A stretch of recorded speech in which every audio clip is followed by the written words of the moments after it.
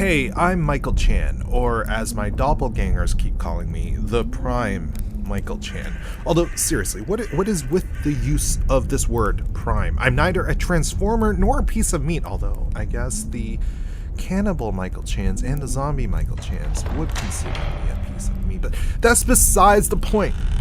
What I want to know, guys, what I really want to know is why are you coming on to my podcast and fighting about abs? Like, what is your obsession with abs? Listen, at no point in history, even at my absolute skinniest, have I ever had abs. I had, I don't know, a plank, maybe? That's the closest thing. And right now, I look like a freaking memory foam pillow. All right? At no point in history have I ever been able to add the grate cheese on my abs or wash clothing on my abs. Although I do appreciate that the human Michael Chans had someone come on and talk about curves. Now that I do appreciate. Good job, guys. I'm still gonna kill you, but good job, guys. The point is, okay, this is embarrassing. You guys are supposed to be like other me's, okay? What I'm not obsessed with abs, all right? I don't get this. Why and like what do abs have to do with vampires and werewolves? Who cares? And why do werewolves sound like something out of pro wrestling? I'm just so confused about all of you doppelganger Michael Chans. Just, if you're gonna come on the Hellbound podcast and like make threats at me, at least make threats at me, proper threats at me, instead of just arguing with each other, going to war with each other. This makes no sense. This world has enough war and award show slaps and punching as it is. Okay, guys, we don't need any more of this stupid crap. You want a war? Your war is with me, and I am gonna kick all of your butts. I've already killed a bunch of you. I'm gonna kill the rest of you. So come on. If you're going to come on my podcast, bring it.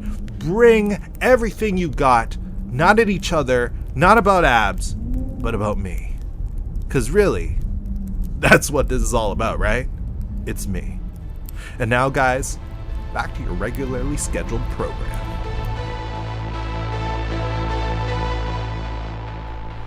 Hey, this is the Hellbound Podcast. I'm Michael Chan. And I'm Jessica Chan. And this week, Alex Blackburn is unfortunately not here because he is super duper busy. It's been an incredible time for his work in the UK, and we're really proud of him. But yeah, that also means that sometimes he won't be able to show up. So Jessica is here to take his place for a week. Yeah, you're now the doppelganger Alex. Okay, I'll try to do my best accent. All right, let's hear it. I'm Alex. I'm British, and I have a very nice beard. So is that a northern English accent or a southern? Yes. No, but seriously, Alex, we hope that everything's going well with you at work.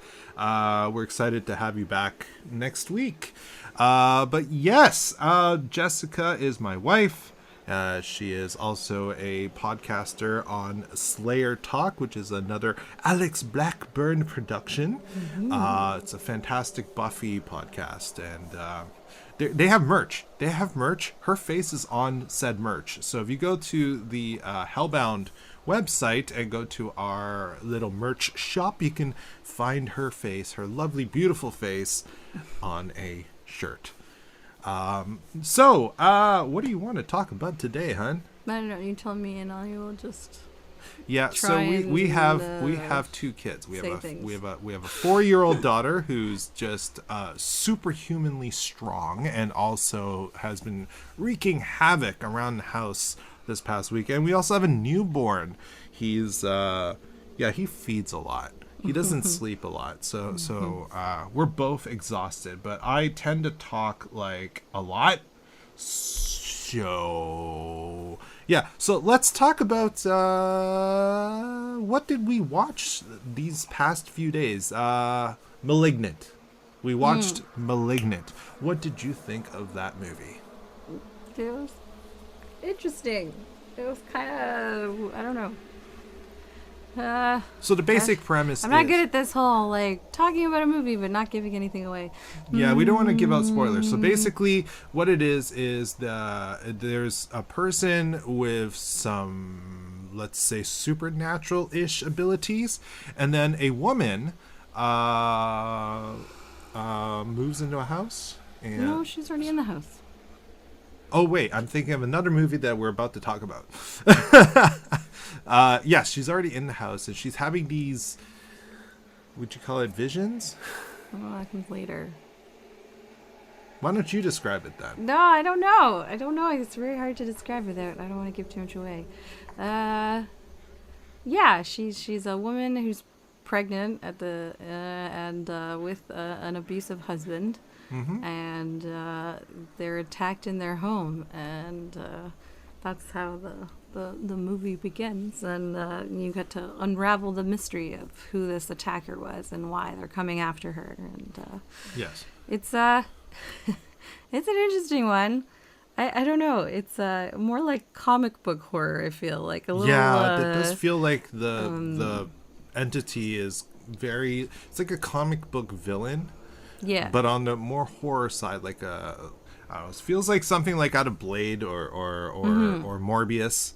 Morbius being a movie that's about. Are you excited for that movie? I know nothing about anything. You don't know anything about that. Michael Morbius? No, and like I have to. Do you like Jared Leto? No, I do not. Leto? I do not. Anytime I see him in something, I'm like, ugh. Yeah, I'm not a fan of his version of method acting, so I'm not really. And then seeing him as Joker in Suicide Squad was disappointing, but we'll get back to that. But yeah, like so the whole visions thing is actually in the description. I was gonna say his portrayal of Joker really damaged the character. Get it? Oh no! Oh no! The tattoo! Tattoos Oh my god! Damaged on his Oh my head. god! We're like overlapping two conversations. It doesn't matter. Yay. But the reality is, he's not that good. No offense, Jared. I know you could do better. I don't need the I haven't method. seen him in his like serious roles. Oh yeah, so I that's don't know. fair. It's just That is something fair. about him, That's I'm fair. like, We've only seen him in comic booky stuff, and I don't know. The Morbius commercial trailer didn't make me excited to see the movie like at all, and I'm sad because I actually like the character of Michael Morbius, and I'm a huge Spider-Man fan, and when I first heard that they were going to make a movie about Morbius, I was like, yes, and vampires, and now I'm just like. I'm kind of hoping that it'll surprise me. Although, if knowing that universe and Venom wasn't not the best, so Morbius is probably just gonna be Venom level, I guess. But without Tom Hardy. Yeah, but Tom didn't even do his best work in that. It's like they all just phoned it in. Yeah. Well, we haven't seen the second one though, so it could be. Oh, that's fair. That's fair. Could be better. Do you think? I actually do consider like Venom to be partial horror, especially if you read the comics, guys. They have cosmic horror. It's turned into this like amazing, like Venom has been revived in the comics. He is so much better now, and with the whole cosmic horror thing, it just makes it so good. But yeah, like I'm hoping Woody Harrelson did a good job as Carnage in the second movie. We still have to see it. But back to Malignant, if you read the description of the movie, they talk about visions, which is why I mentioned it. But yes, it does come later. Personally, I did enjoy the movie. It was okay. I think It was like kind of middle of the road, like. Yeah, it's not a movie that you'll watch over and over again, but it's definitely a movie you should at least, in my opinion, watch once. And you figured out the movie pretty quickly. Oh yeah. Yeah. I did. Yeah, I was like, no, it can't be, honey, no way, it's that, and then it was that, and I was like, wow. I have to say, I could give props for it was an inventive horror. It was. It's something, yeah. I don't think. I don't think I've seen this before. They definitely went out there, yeah. Yeah, I personally have never seen this before, so. And I guess everything around like the design of things, like the. Oh, the makeup and all that. Yeah, it was pretty interesting. It was, and also just the way I found that once we figured it out, the way like the camera work the way they framed everything and the cutaways, all of that really helped to kind of mask stuff, and so that you don't figure it out. But again, you figured it out because it's you. It's always you. So here's the funny thing, guys. So I'm the actor, but my wife, Jess here, is the one who knows way more about anything to do with media than me. She knows names. She can quote stuff. She just it's insane how much she knows, and I don't. It's not that hard. I just watch a lot of stuff. I watch way too much media, and the thing is with horror or anything that's a mystery, it's so easy to figure out because you just have to know in a script, they never mention anything for no reason. So if there's something mentioned, it serves a purpose, and which means that's probably why that's part of the mystery. Literally just watched something recently where we were like, wait a minute. Oh, I mean, unless there's writing is really bad, and then yeah, then you're like, what was the point of that? I don't even remember. What were we watching? Where we were like, what? Why did they have? But it doesn't matter. What was the limited series we just watched? Clickbait. Oh yeah, we watched Clickbait, and they did have stuff that made no sense. Did they? I mean, red herrings. Yeah, but red herrings is different. Yeah, but it's cheating. That's not cheating. They cheated. No. They totally cheated. No, by the way, Clickbait is... Did they cheat? It's not. Yeah, it's a thriller. It's a thriller. It's a limited series. Was it on? It's on Netflix, and I would recommend it. I think it's a good watch, and it definitely kept me guessing. And I did you figure it out? Because I definitely did not. I thought I did. No, but I did not figure out. They went. Yeah, you. At first, I thought they were cheating, but the more I thought about it, and the more you think about the nature of I don't want to give too much away of what was happening in the show, and the big mystery, it made more sense for that to be the answer because why else would someone do something like that? Yeah, but so Clickbait. It was a bit odd. It is a very odd choice, and I don't think I liked it. I'm still processing. But Clickbait is a thriller, a mystery, where a man is kidnapped, and they make a video saying that if this video hits 5 million views, he dies. And that's where we'll leave it for you. If that's the kind of thing you want to watch, go watch it. Again, it's worth it, but it's not horror. So just fair warning, but it will keep you on the edge of your feet. Great acting, great camera work. Edge of your seat. What did I say? Feet. It will keep me on the my toes? No. You be quiet, you. Edge of my seat. Edge of my sofa cushion. And definitely I don't know, when I was standing up, I was on the edge of my feet too. Happy now. But okay, so yes, non-horror recommendation, Clickbait, watch that. Horror recommendation, kinda, watch Malignant. But I think Malignant. I think Malignant's worth a watch as you. I think anything like that. I find I'm not one of those people that's I only recommend something if it's the most amazing thing ever, 10 out of 10, and you're gonna watch it a million times. If you're just looking for a kind of middle of the road horror movie and you go in with knowing that that's what it is, and you're not expecting the best movie ever made, then I think it's a good fun watch for an evening, I think. I think we do actually have a better recommendation, which is a movie we watched last night. Jess, thank you so much. You gave me a list to choose from, and originally I chose a movie called Creep, but I unfortunately have severe motion sickness, and it's not found footage, but it's definitely it's shaky camera, and handheld camera. Yeah, even I was getting a little nauseous. It was that camera moved a lot. I don't know if it gets more steady later on in the film, but so all I know is dude gets finds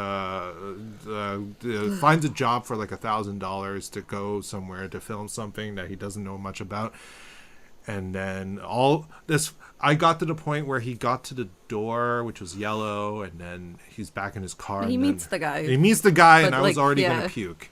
So if you have motion sickness, don't. But it's supposed to be horror. Yeah, it's supposed to be really. The reviews were like really, really highly rated, but Yeah. I don't know if the camera gets a little more steady later on. I hope so, because I'm curious. But the movie we ended up watching is a South Korean movie from last year, 2021. It's called The Call, and it is on Netflix. Basic premise is a woman moves into a house, and there is a phone there, and A landline. Ooh. And she discovers that it is connected to the past, and she ends up having conversations with a previous occupant of the home, and horror stuff ensues. And wow. So I'm just going to put this out there. I'm going to start by saying that this movie would have been an 8.5 out of 10 for me up until the last 3 minutes. The absolute last 3 minutes dropped my score to a 5. However, if you can ignore the last 3 minutes, which, to be honest with you, is completely unnecessary, this is an 8.5 and a must watch. Yeah, it was a really good premise. I really liked how they set things up, and it kind of I guess maybe probably don't read the description. Don't do that. Don't do that. Do not read it. Gave us an idea of where it was going, which I feel like if I haven't read the little blurb in better. Netflix, I feel like that gave you a little too much information, because then you kind of figure out, which is kind of disappointing. I think it was good. It was a little surprising, kind of where it went, and I liked the time travel aspect. The way they kind of visualized that and stuff was really, really well done. Yeah, they seem to have blown their entire budget, basically on the CG for that, and it looks amazing when it happens. But because it seemed they blew their entire budget on the CG, they relied heavily on just absolutely phenomenal performances by every single actor in the series. The writing, again, up until the last 3 minutes, the writing was top notch. You kind of see where things are probably gonna go. There are twists and turns, but like I never really cared. That I didn't even try to figure anything out. I just was really along for the ride, as I was on the edge of my feet. Yeah, that's right. Yes, right. I'm bringing it back. I'm making it a thing. Edge of my feet. Well, it's for all those people that watch movies at standing desks or walking. That's right. I'm a healthy movie watcher. There's those people that watch movies while on treadmills. Yeah, there you go. Except somehow I'm like wearing out the edge of my feet instead. Are the balls of my feet like blistered up? That's why I'm now using my edges. Hold on, I mean, is the edge of your feet the outside of your foot or the tip of your foot? So it depends on what you're trying to work, right? I don't know. This is getting weird. Yeah, it's a good movie also because you're kind of like, in terms of the main problem, I guess, is like, how is she going to get out of this? Like, whoa, like what's the solution here? Like it's... Yeah, I for a large chunk of the movie, I had no idea how this was going to end. Yeah, but yeah, it was good. It was well done. I think it's definitely worth a watch. Yep. So yeah, so if Malignant doesn't sound like something you want to watch, definitely watch The Call. Just again, a reminder that it is a South Korean film, so there are subtitles. So if you're not in the mood to read that much, just watch Malignant, or again, for non-horror stuff, watch Clickbait, which really is just a very long movie split into episodes. You've seen that meme, right? What? The one where it's like, oh, are you gonna watch a 4-hour movie? No, are you crazy? Well, how about we split it into like 4 1-hour episodes? Oh yeah, I'm gonna binge that. Yeah.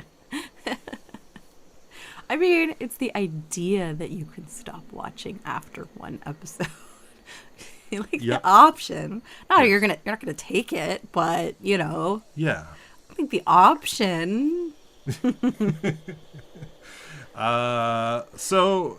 It's like a resealable bag of M&Ms, Like, yeah. I mean, in theory, it's like, oh, I like the option that I can put this away and finish later. I'm not going to do it. I'm going to eat it all in one go. But it's nice of them to consider that I'm the type of person that would stop eating the bag of M&Ms in one sitting. Did you see me scarf down the Toffifees? I basically ate like 75% in a box. I mean, to be fair, in one sitting. We also got a lot of them. My family is like the family that like you tell them that you like something and they'll remember it. And then so like I mentioned that we do like stocking stuffers for adults in my family. And I mentioned that every year I get Michael a small box of Toffifee because it's his favorite chocolate, or not chocolate, I guess candy. And he gets it once a year at Christmas. And my family heard that and ran with it. And like Michael got like 6 boxes of Toffifee this Christmas. Yep. Yes, I did. Wow. And somehow we finished it all. That's true. Our kid helped. Oh, yeah. She definitely did. Although she spits out the hazelnut. Yeah, it's too hard for her to chew. Which you just find little gobs of chocolate, little spit up on our floor. Thanks, kid. Yeah. Well, we're getting the authentic movie-going experience with our kid. Oh yeah, all the garbage. Popcorn on the floor, bits on the floor, sticky stuff on the floor. Sometimes pop on the floor too. Yeah, see, who says you can't get the movie-going experience at all? Oh my god, are you? So what is your favorite? What is your favorite thing to eat while watching a horror film? Popcorn. Just popcorn? Everything is popcorn. This is my Achilles heel of food. I always want popcorn when I watch movies. Do you like your popcorn with butter, with basil? Yes. Do you like anything else on yours? The ketchup, salt. Oh, hey, buddy. That's our son. He wants to be in this episode, so here he goes. I don't know if that's a Canadian thing. I don't know what's a Canadian. Oh, I assume because it's ketchup flavored, but like in Canada, they sell these little packets of flavored powdered salt with your popcorn, and you can sprinkle it on, and they have like dill pickle and like white cheddar and ketchup, and I love ketchup salt on my popcorn, and it tastes amazing. Hello. Hi. For me, are you upset at Mommy's choice? Okay. Horror films. I guess for most films, I'm okay with popcorn. I'm unlike my wife. I could do without popcorn, surprisingly. Nachos are a once in a while thing, like a long while. But did you know, like growing up, I never ate anything at the theater. I didn't drink anything. Blasphemy. I didn't eat anything. Blasphemy. That's how I was raised. My family will be like 15 minutes late for a movie, and we'll still go get drinks and popcorn. I don't know. You know what? My family's so Chinese. I'm surprised we didn't just bring congee into the movie. Oh yeah, we'd probably be thrown out. But... You're like our friend who makes an entire sandwich. Yes, I won't say which one of our friend does that, but he snuck. Well, I think it was a one-time thing. Oh, one time. Yeah. You really believe it's it's just the time he told us he snuck all the ingredients to make a sandwich. Like a full loaf of bread yep. and meat. And condiments, vegetables, and he made a freaking sandwich. That is epic. That is epic level like movie eating food. And how he was able to did he make it before? During the trailers? Like, or did he like? We weren't there for this. We he heard just the told story. us. Like, I'm just trying to imagine, like, instead of doing it during the trailers and commercials and like, the half an hour of trailers and commercials, he just pulled everything out while the movie's going, and then just starts making a sandwich, and people are probably, what is going on? What is this guy doing? I'm imagining that Mr. Bean. There was like a Mr. Bean sketch where he makes a sandwich at the park. Oh my god, yeah. But like, in a theater, because like Mr. Bean is like, he's like washing the lettuce with, I can't remember what he washes, like with a bottle of water, and then he spin dries it in his sock to put on the sandwich, and opens a tin of something. This is what I'm imagining in the theater. Well, yeah, originally, before Jess here, introduced me to the delights of popcorn. I used to just occasionally get a bag of peanut M&Ms. That was my go-to for most movies. But when I started really watching North American films, even though I was born in Canada, by the way, I was raised with Chinese films. Yeah, when I started watching more films and then developed my love for horror, for Western horror, like I needed something. Especially when I was much younger and used to just go to the theater alone. Yeah, it was M&Ms for me, peanut M&Ms. I personally want to address something. I guess you can call it real life horror. Since we're movie buffs and Oscars just happened, I think it's important to note that it is very unfortunate that over the years, the Oscars has been losing viewers, has been losing relevance. There was a time in my life where we would have parties for watching the Oscars. We would make bets about who would win. Like everyone would be talking about it all the time. Even my own parents were into the Oscars, and they're from Hong Kong. So here's the thing: like the last few years, I noticed that no one really talks about it. No one cares. And that's sad. And then this year is a historic year for women, for the BIPOC community, for the LGBTQ community, for disabled people, for all of that. And somehow, somewhat, it's mind-boggling that all of this is overshadowed by violence.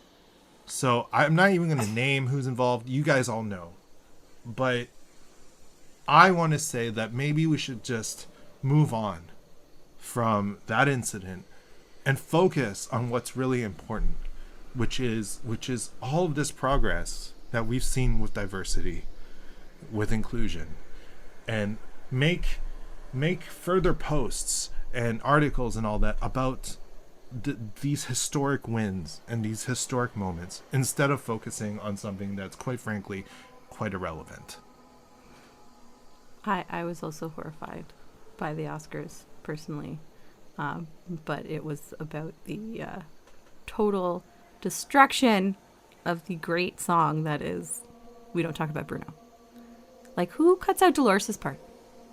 What is that? What is that? I mean, I like Megan Thee Stallion, she's great, but no Dolores part? No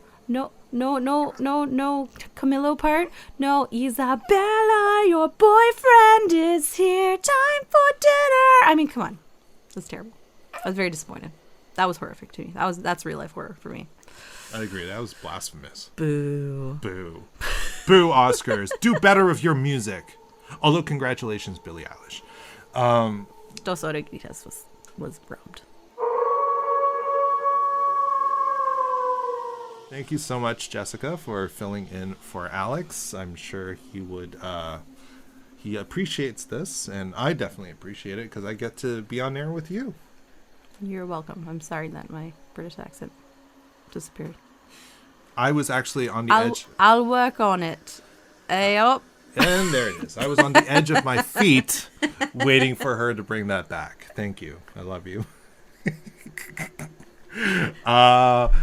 If we haven't scared you away and you want to continue listening to us, please consider subscribing or following us on your podcast app or platform of choice. You can also follow us on Instagram at the Hellbound Podcast.